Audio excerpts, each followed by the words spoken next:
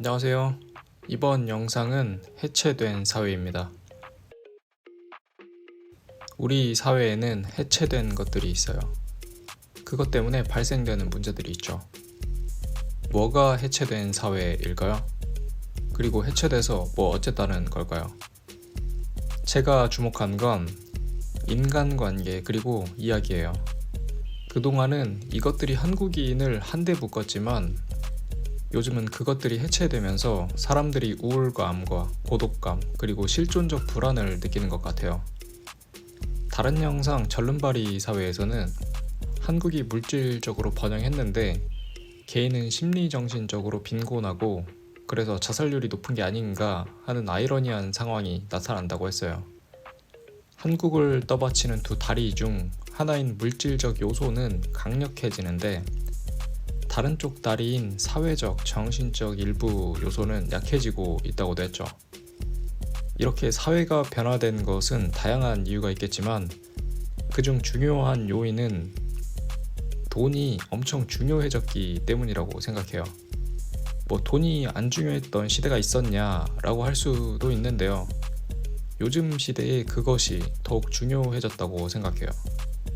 인간관계는 해체되는데 덩달아 이야기도 해체되면서 사람들은 점차 고립되고 있어요. 다음 세대 혹은 그 다음 세대의 아이들에게 가족 그 의미는 삶이 아닌 교과서에서 글로 배울 수 있는 역사적 유산이 되어버릴 수 있다고도 하죠.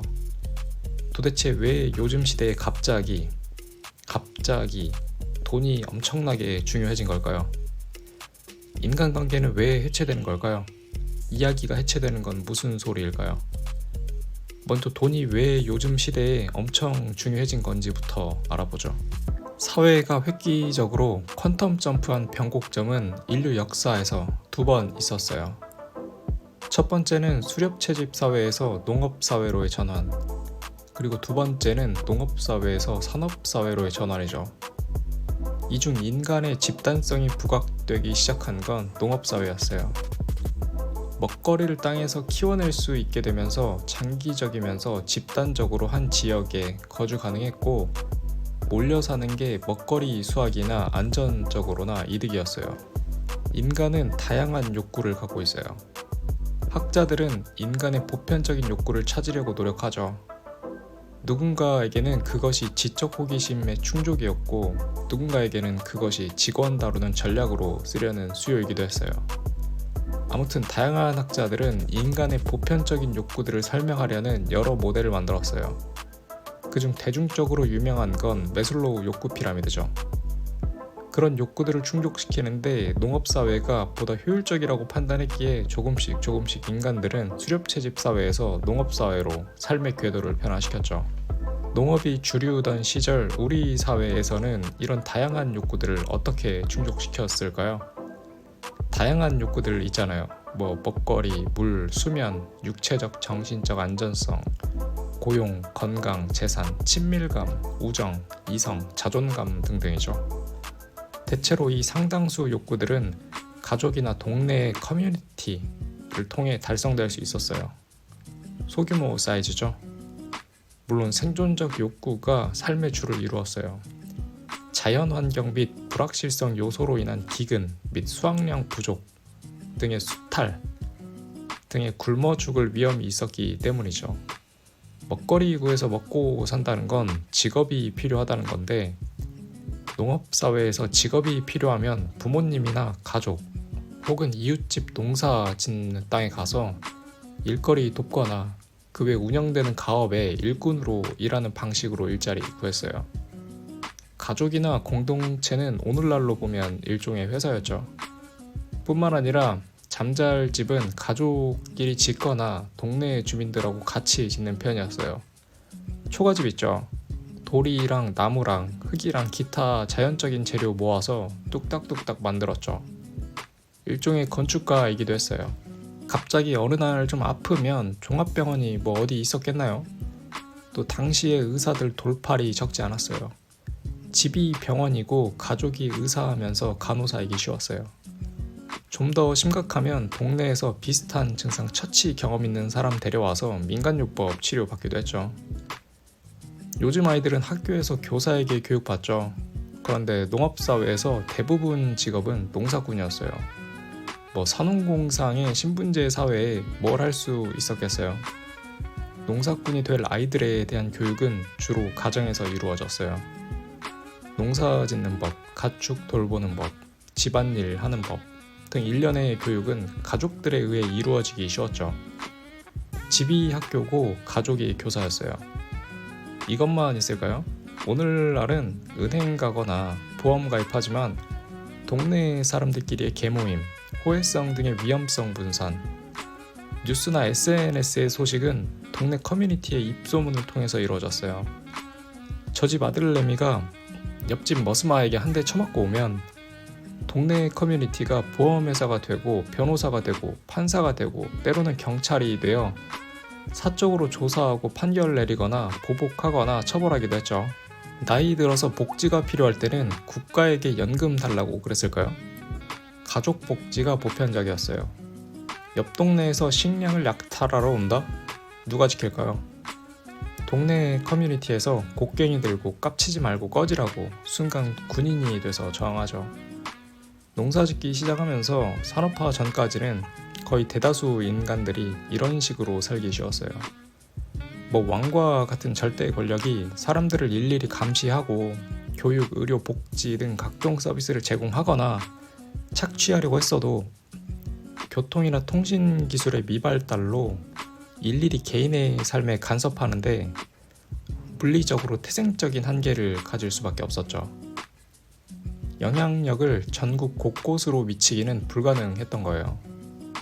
그러니 인간이 갖고 있는 여러 욕구들에 대해서 국가가 간섭하지 못하는 부분들은 가족과 동네의 소규모 공동체가 메꿨어요.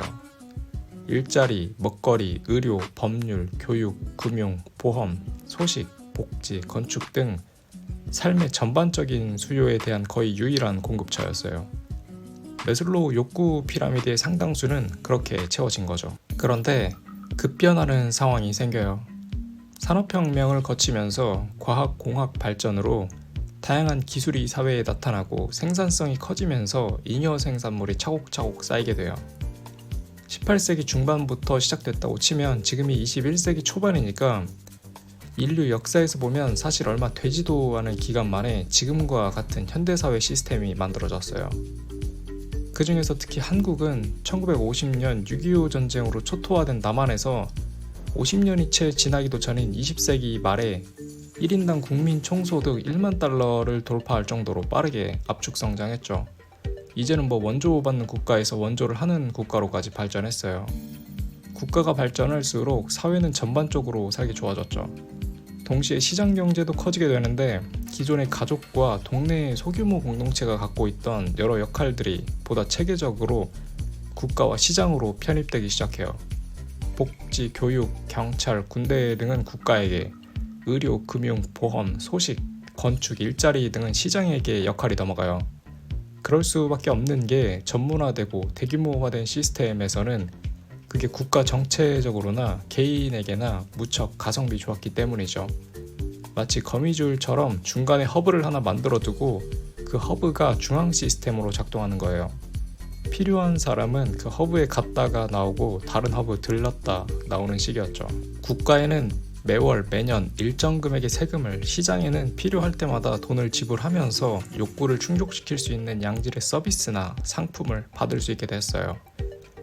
한마디로 문제에 대한 솔루션을 제공받는 거예요. 이게 지금 우리가 살고 있는 번영한 한국에서의 모습이죠. 그 몇십 년 사이에 사방으로 퍼져 있던 가족과 소규모 동네 공동체의 기능은 중앙 시스템으로 대체되면서 그 역할을 양도해요. 모두가 동의한 이유는 국가와 시장 입장에서 대규모 정보를 빠르게 처리하면서 강력해질 수 있었고, 개인의 입장에서는 수요에 대한 양질의 서비스와 제품을 제공받을 수 있었기 때문이에요. 이제 돈으로 삶의 전반적인 욕구들을 해결할 수 있는 시대가 된 거예요. 다른 편으로는 이제 돈이 없으면 욕구를 해결하기 어려운 시대가 되었다는 점이에요. 생존이 돈에 달리게 된 거죠.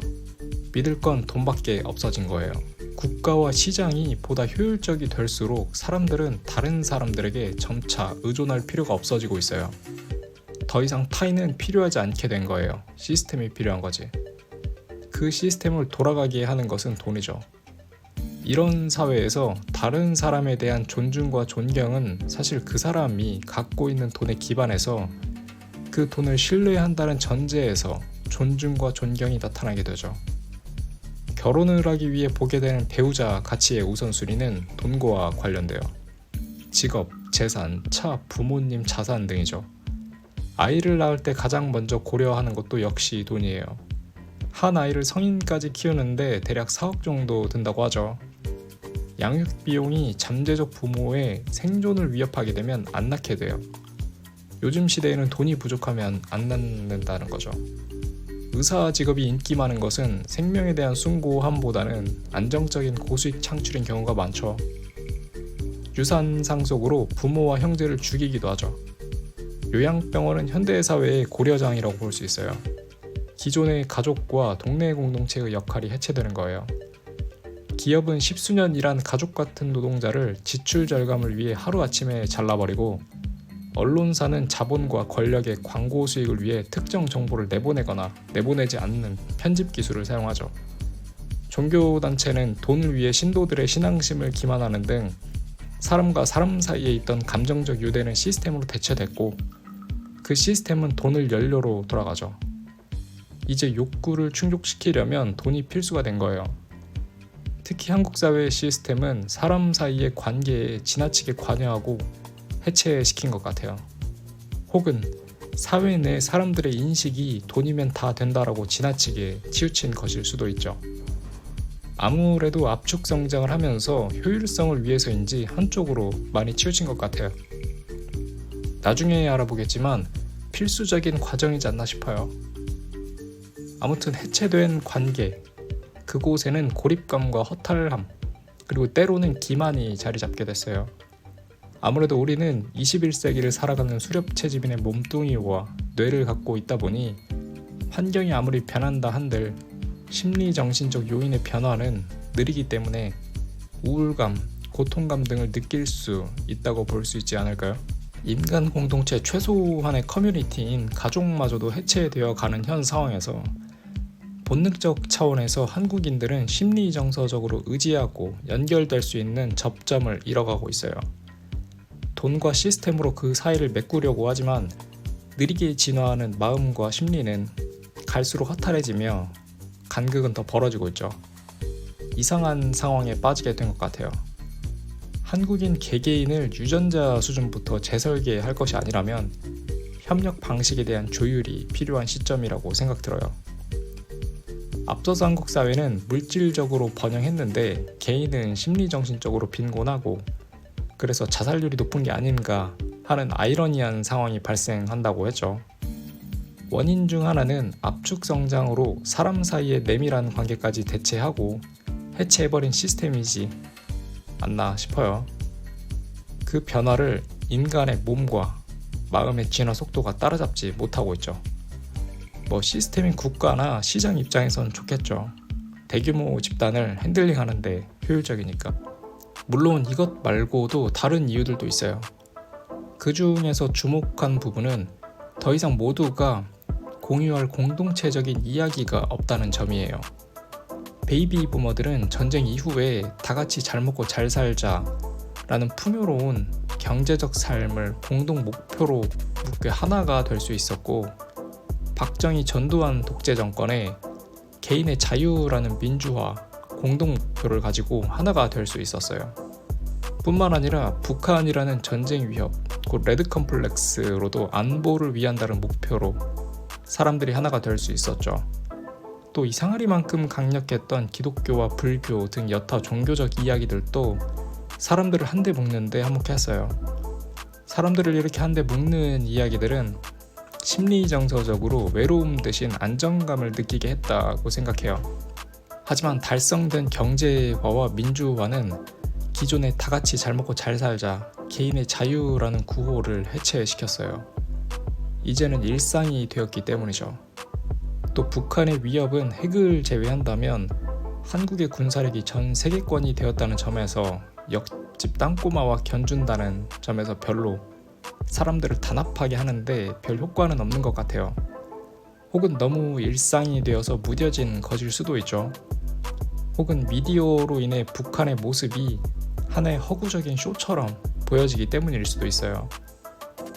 종교는 과학기술의 발전으로 종교가 못하던 것들을 해냈기 때문인지 점차 기능을 잃고 있죠.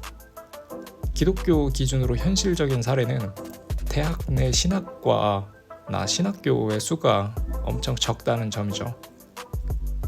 또 돈이 있으면 지상이 천국이고 극락인데 뭐하러 죽을 때까지 기다리나요? 한편으로는 드라마나 웹툰이나 영화 때문일까요?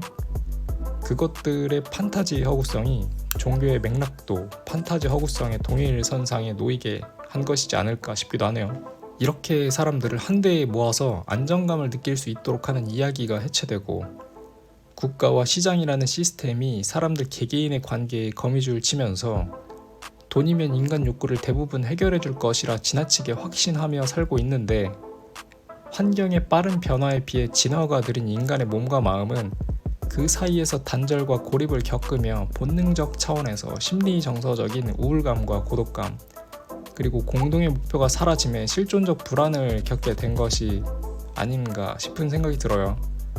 실존적 불안을 개인적 정체성, 가치관, 세계관 등으로 핸들링하는 노하우가 쌓이기에는 우리 사회가 너무 빨리 발전했다고 생각해요. 그래서인지 보다 말초신경 자극에 더 집중하고 현재 이 순간의 쾌락에 더 빠져들려고 하는 것 같아요. 회피일 수도 있죠. 지금 한국 사회를 구성하는 것은 사방으로 나뉘고 쪼개진 개개인들과 국가와 시장이라는 시스템 그리고 이를 잇는 돈인 것 같아요. 여기까지가 왜 요즘 돈이 갑자기 중요해진 건지, 왜 물질적으로 풍요로운데 심리정서적으로는 빈곤한지, 인간관계와 이야기가 해체되었다는 것은 무슨 소리인지에 대한 내용이에요. 우리 사회는 사람 개개인의 내밀한 관계까지 시스템이 대체하면서 인간관계가 해체되고 기존의 집단적 뭉침과 질서를 위한 이야기 또한 해체되어 부재 중인 상태라고 생각해요. 마치 해체된 사회 같은 모습이 보이더라고요. 그런데 레가툼 지수 보면 상위권에 랭크된 국가들, 특히 북유럽이 압도적이죠. 경제적으로도 번영한데 사회적 자본도 탄탄해요. 되게 개인주의적이라고도 하는데 사회적 결속력이 좋다? 무슨 말일까요? 물론 이곳이 천국이라는 건 아니에요. 애초에 인간의 생리적 메커니즘이 유전자 수준부터 근본적으로 재설계되지 않으면 지금 당장 이곳에서 만족감과 행복감을 지속적으로 누리기는 쉽지 않기 때문이죠. 아무튼 보다 더 나은 사회를 위해 저 나라들에서 우리가 얻을 수 있는 힌트가 있지 않을까요? 어떻게 하면 이 상황을 변화시켜 볼 수 있을까요? 아이디어가 있나요? 혹은 다른 생각이 있나요? 어떤 생각이든 있다면 댓글에 공유해주세요. 이번 영상 해체된 사회 여기까지입니다. 다음에 또 만나요.